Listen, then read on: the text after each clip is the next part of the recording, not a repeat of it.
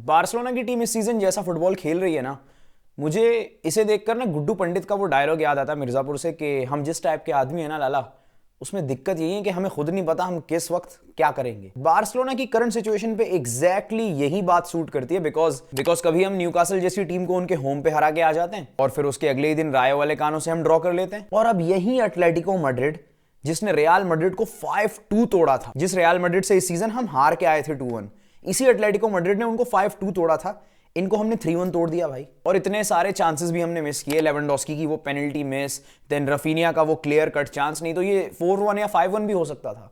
बहरहाल बातें बहुत सारी है, लेकिन welcome to the 12th man. I hope कि जितने भी लोग देख रहे हैं वो मेरी कंसिस्टेंसी से खुश हैं। जैसा रिस्पॉन्स मैंने एक्सपेक्ट किया वैसा मिला नहीं मुझे लास्ट वीडियो पे, but hope for the best. I am still saying कि अगर आपने प्रीवियस वीडियो मेरी नहीं देखी जो मैंने बैलन डोर पे बनाई थी, तो प्लीज जाके देखिए बिकॉज मैंने बहुत मेहनत की उस वीडियो पे। बहरहाल वीडियो में आगे बढ़ते हैं, तो स्टार्ट करते हैं बार्सिलोना वर्सेस एटलेटिको मैड्रिड पे। इतने दिनों बाद बार्सिलोना का कोई मैच देख के मुझे मजा आया as a Barca fan, because इतने सारे दुख मिल चुके हैं ना। इवन जो प्रीवियस मैच था एलावेस, उसको भी ना जीत के मुझे इतनी खुशी महसूस नहीं हो रही थी, बिकॉज यार एलावेस से जीत के क्या करेंगे। एटलेटिको मैड्रिड को जीत जाए, 4 पॉइंट्स का क्लियर गैप हम जो है ना ला लीगा में बना दे पॉइंट्स टेबल पे, फिर मजा आएगा। सो आज के मैच में पहले मिनट से Atletico Madrid have came with a plan for Barcelona.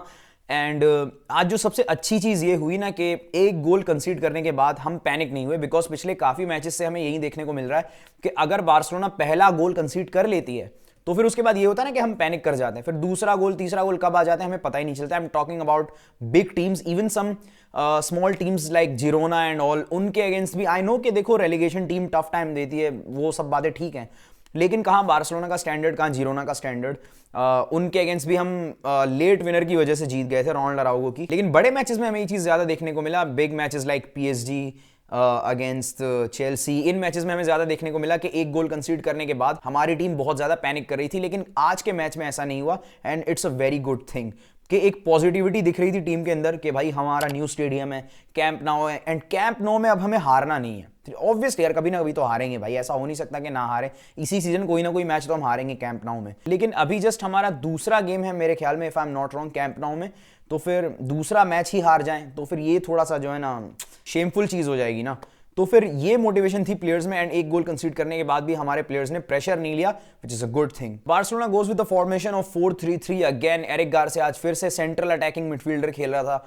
भाई तो एक काम करो ना, ये अनाउंस कर दो that he is not a centre back any more, he is central attacking midfielder, तो फिर क्लियर हो जाएगा ना। आई मीन जब डैनी ओल्मो है तुम्हारे पास तो फिर क्यों तुम उसे सेंट्रल अटैकिंग मिडफील्डर खिलाते हो। हाँ ना, मिडफील्ड में तुम राइट साइड में पेड्री को खिला लेते, लेफ्ट साइड में तुम मार्क कासाडो को खिला लेते अगर 4-3-3 के फॉर्मेशन से जाना है, और बीच में जो है डैनी ओल्मो को खिला लेते। बट बहरहाल फ्लिक के डिसीजंस थे ये, and no doubt Eric Garcia ने डिसेंट परफॉर्मेंस दी, but he is a centre back, जो उसकी नेचुरल पोजीशन है वो ज्यादा बेटर है in my opinion as compare to his new position as a central attacking midfielder. Because obviously कोई player कितने भी पोजीशंस में कंफर्टेबली क्यों ना खेले, लेकिन जितना कंफर्टेबल वो अपने नेचुरल पोजीशन में होगा उतना वो किसी दूसरी जगह पे नहीं होगा। पहला गोल आया 19th मिनट पे एलेक्स माइना की तरफ से, जो कि एक डिबेटेबल गोल है। लोग कह रहे हैं कि ऑफ साइड है, ऑन साइड है। इन माय ओपिनियन वो एक ऑन साइड गोल था, मुझे नहीं लगता ऑफ साइड है।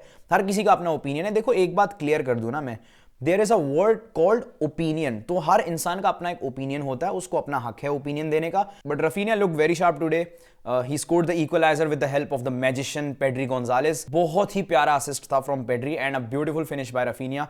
इंजरी से आकर ये पहला मैच था उसका जहां पे वो एज अ स्टार्टर खेल रहा था, अदरवाइज वो सब्स्टिट्यूट होके आ रहा था। लास्ट मैच में भी वो सब्स्टिट्यूट होके आया था। इंजरी के बाद ये उसका पहला मैच है जहां पर वो प्रॉपर स्टार्टर के तौर पे खेल रहा था। And after that equaliser we made some big chances and Atletico को हमने काफी पुश भी किया। उसके बाद कुंडे एक दो बड़े चांसेस बनाने में हेल्प कर रहा था टीम की, बिकॉज जिस तरह से वो प्लेयर्स को काट के क्रॉसेस डालने की कोशिश कर रहा था 6-7 मैचेस के बाद अब जाके कुंडे की एक प्रॉपर परफॉर्मेंस आई है किसी मैच में। एंड इवन हमारे दोनों फुल बैक्स की परफॉर्मेंसेज आज अच्छी थी, कुंडे की भी और बाल्डे की भी। लेकिन हमारे सेंटर बैक्स ने आज के मैच में काफी गलतियां की, स्पेशली जेरार्ड मार्टिन की काफी सारी मिस्टेक्स थी। और उसके अलावा पाउ कुबार्सी ने एक पॉइंट ऑफ टाइम पे उसकी गलती हमें कॉस्ट कर सकती थी बहुत, लेकिन Joan Garcia saved us in that moment. जिन्होंने मैच देखा है उनको पता है। तो सेंटर बैक पेयर पे जो है ना फोकस करना पड़ेगा हांसी फ्लिक को, एंड क्लब को भी। उस पर मैं बाद में आऊंगा, बिकॉज साइनिंग्स पे हम बाद में आएंगे, बिकॉज हमारे पास स्क्वाड डेप्थ है ही नहीं।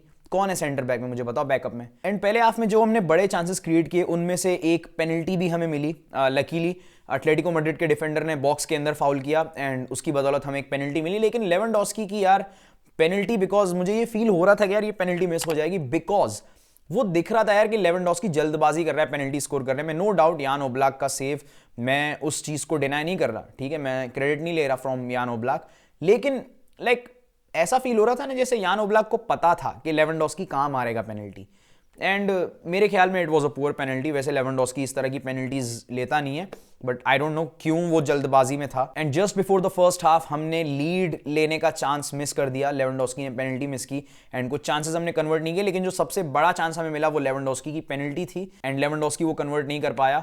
But after that in the second half में हमें बार्सिलोना की तरफ से काफी ब्रेव परफॉर्मेंस देखने को मिला। हाँ, कुछ मिस्टेक्स थी, एटलेटिको मैड्रिड ने भी कुछ चांसेस बनाए, डिफेंसिवली तो बहुत सारी मिस्टेक्स थी, उन पे भी मैं आऊंगा धीरे धीरे। हमने सेकंड हाफ में 4 बड़े चांसेस मिस किए। सबसे पहले रफीनिया के पास 1v1 सिचुएशन था जहां पर सिर्फ उसे यान ओब्लाक को चकमा देकर गोल स्कोर करना था, और सेकंड हाफ के बिगनिंग में ये देखने को मिल रहा था कि दोनों टीम्स का जो है ना मूड नहीं है मैच जीतने का। वो कह रहा है कि भाई तुम ले लो ये मैच, वो कह रहा है तुम ले लो ये मैच, या फिर रियल मैड्रिड को टॉप पे रहने दो ना टेबल पे। सेकंड हाफ के स्टार्ट में तो हमने गलतियां की शुरू के 5-10 मिनट में, लेकिन धीरे धीरे हम रिदम में आ गए। उसके बाद तो काफी ब्रेव परफॉर्मेंस थी बार्सिलोना की, लेकिन शुरुआत में जो 10-12 मिनट्स हमने काफी बड़ी बड़ी गलतियां की, जैसे रफीनिया का वो चांस मिस करना, एटलेटिको मैड्रिड ने एक बहुत बड़ा चांस मिस किया, उसके बारे में बात करता हूं मैं। Like if you guys remember, जिन्होंने ये मैच देखा है उनको पता है 79th मिनट पे टियागो अल्मादा के पास क्लियर कट चांस था, वो हमारे सारे डिफेंडर्स को चकमा देके, सारे डिफेंडर्स को काट के इजीली गोल स्कोर कर सकता था। उसके पास क्लियर कट चांस था। इवन उस पॉइंट ऑफ टाइम पे जोआन गार्सिया भी अपने जोन से आउट था, and still Tiago Almada missed that chance, and thankfully Dani Olmo ने 65th मिनट पे गोल स्कोर करके एक तरह से मैच सील कर दिया था। तो ये चीज मैं नोटिस कर रहा हूं ना कि डैनी ओल्मो हमारे लिए बड़े मैचेस में इस सीजन एक चीट कोड की तरह इस्तेमाल किया जा रहा है। मैं ये नोटिस कर रहा हूं, अक्सर बड़े मैचेस में डैनी ऑलमोस्ट स्टेप अप करता है और वो सक्सेसफुल भी रहा है। Kudos to him, he scored a very good goal. And after that जिस फेरान टोरेस को हमने गालियां दी थी लास्ट टाइम, उस फेरान टोरेस ने आज 90th + 6th मिनट पे थर्ड गोल स्कोर करके मैच को सील कर दिया। मेरी अगर आप लोगों ने प्रीवियस वीडियो नहीं देखी जहां पे मैंने बार्सिलोना वर्सेस चेल्सी वाले मैच के बारे में बात किया था, जो प्रीवियस वीडियो थी, उस वीडियो में मैंने ये कहा था, no doubt Ferran Torres is a good player, लेकिन वो एक परफेक्ट स्ट्राइकर का रोल प्ले नहीं करता। जैसे आप एक स्ट्राइकर से मैच स्टार्ट करा लो ना, उसे प्लेइंग 11 में डालो, Ferran Torres as a substitute हमेशा काम करता है। लास्ट सीजन भी उसने एज अ सब्स्टिट्यूट बहुत सारे मैचेस हमें जिताए, इवन इस सीजन भी कुछ अच्छी परफॉर्मेंस थी उसकी तरफ से, लेकिन आप उसको स्टार्टिंग 11 में नहीं डाल सकते। तो स्टार्टिंग 11 में मैं स्टिल लेवेंडोस्की के साथ ही जाऊंगा, भले उसने आज पेनल्टी मिस की, एक आध गेम ऐसा बुरा होता है प्लेयर का। आई नो कि नेक्स्ट सीजन हमें एक प्रॉपर स्ट्राइकर चाहिए because Lewandowski is old now, we all know. And पता है फेरान टोरेस के गोल स्कोर करने से पहले ना मैं बहुत ज्यादा नर्वस था, बिकॉज इस सीजन हमारा डिफेंस इतना ज्यादा शेकी है ना। एक तो इनिगो मार्टिनेज के जाने से बहुत इफेक्ट पड़ा। जब वो हमारे लिए खेलता था ही वॉज 33 ईयर्स ओल्ड। बाकी प्लेयर्स की अगर आप एज देखो ना, Pau Cubarsi is just 18 years old and Gerard Martinez 21-22 years old. उसके अलावा कुंडे और बाल्डे भी मेरे ख्याल में 21-22 का है, कुंडे भी 24-25 का है। तो मतलब वो थोड़ा सा एक्सपीरियंस प्लेयर था, डिफेंस लाइन का लीडर था इनिगो मार्टिनेज। ये एक खासियत थी उसके अंदर, वो डिफेंस लाइन को लीड करता था। अभी हमारे पास डिफेंस लाइन के अंदर एक लीडर की ही कमी है। अराउगो की हालत आपको पता है, एंड मोस्ट प्रोबेबली ये सीजन जैसे ही खत्म होता है मुझे लगता है कि अगले सीजन चला जाएगा रोनाल्ड अराउगो। एंड मुझे लग रहा है, मुझे स्ट्रॉन्ग फीलिंग आ रही है that Ronald Araujo will leave FC Barcelona at the end of the season. अभी विंटर ट्रांसफर विंडो में मुझे नहीं लग रहा, लेकिन सीजन के एंड में मुझे लगता है रोनाल्ड अराउगो छोड़ देगा बार्सिलोना। एंड ये सीजन हमें जैसे तैसे निकालना पड़ेगा, बट नेक्स्ट सीजन हमें 2 प्रॉपर सेंटर बैक्स लाने पड़ेंगे, जिसमें से मेरे ख्याल में जॉन स्टोन्स हमें लाना चाहिए बिकॉज वो फ्री एजेंट बन जाएगा। अब आई नो कि काफी लोग तनकीद करेंगे जॉन स्टोन्स पे, but no, he is still a quality player, regular starter for England, regular starter for Manchester City. और यही वो कमी है हमारी टीम में कि हमारी डिफेंस लाइन में एक प्रॉपर डिफेंडर नहीं है जो लीड कर सके डिफेंस लाइन को। And John stones free agent के तौर पे आएगा तो ये और भी ज्यादा फायदा है। मुझे हमारे बोर्ड पे गुस्सा आता है because just look at Atletico Madrid trophies नहीं जीतती। हांसी फ्लिक आपके क्लब में आया, उसने पहले ही सीजन आपको डोमेस्टिक ट्रेबल जिताया, 3 ट्रॉफीज उस बंदे ने आपको जिताई, एंड चैंपियंस लीग के सेमीफाइनल्स तक वो बंदा ले गया 6 साल के बाद। 6 साल हो गए हम तरस रहे थे चैंपियंस लीग का सेमीफाइनल खेलने के लिए, और फाइनल में ऑलमोस्ट हम लोग आ चुके थे। वो तो इंटर के अगेंस्ट थोड़े अनलकी रहे हम, अदरवाइज फाइनल भी हम ही खेल रहे थे। डोमेस्टिक ट्रेबल जिताया उस बंदे ने, इतना कुछ किया आपके क्लब के लिए, आप उसको साइनिंग्स के साथ बैक तक नहीं कर रहे। तो it's a shame for Barcelona's board because if you guys notice Diego Simeone he is a man, like club के प्लेयर्स चेंज हो जाते हैं लेकिन वो चेंज नहीं होता बिकॉज उनको अपने मैनेजर पे स्टिल भरोसा है, बट स्टिल डिएगो सिमियोने को कोई कुछ नहीं कहता। वो बंदा, उसने कहा मुझे कॉनर गैलेगर चाहिए, एटलेटिको मैड्रिड उसे खरीद के लाई चेल्सी से। उस बंदे ने कहा कि मुझे यूलियन एल्वारेस चाहिए, एटलेटिको मैड्रिड ने 80 मिलियन पे किया मैनचेस्टर सिटी को, यूलियन एल्वारेस को लिया है। एटलेटिको मैड्रिड डिएगो सिमियोने को हर सीजन बैक करती है विद साइनिंग्स, एंड स्टिल वो बंदा कुछ भी नहीं जिता के देता।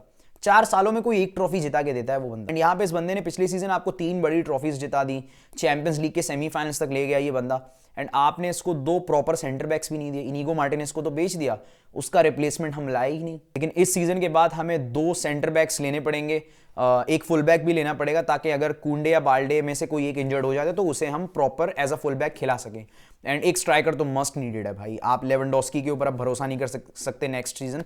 मैं उसकी लेगेसी पे सवाल नहीं उठा रहा, he is a legend of our club. हमारे क्लब के डार्क टाइम में वो बंदा आया, एंड लेवेंडोस्की मेरे लिए तो एक बार्सिलोना लेजेंड है। बहरहाल ये है मेरा पॉइंट ऑफ व्यू आज के मैच को लेकर। आप लोगों को इस बारे में क्या लगता है मुझे कमेंट सेक्शन में जरूर बताइए। एंड अगर आप लोगों को वीडियो अच्छी लगी तो वीडियो को लाइक जरूर कीजिए, एंड चैनल को सब्सक्राइब जरूर कीजिए ऐसी और वीडियोस के लिए। मैं मिलूंगा कल विद बायर्न म्यूनिख वर्सेस किसका मैच है, यूनियन बर्लिन का, राउंड ऑफ 16। सीधा उस मैच में मिलेंगे। तब तक के लिए गुड बाय।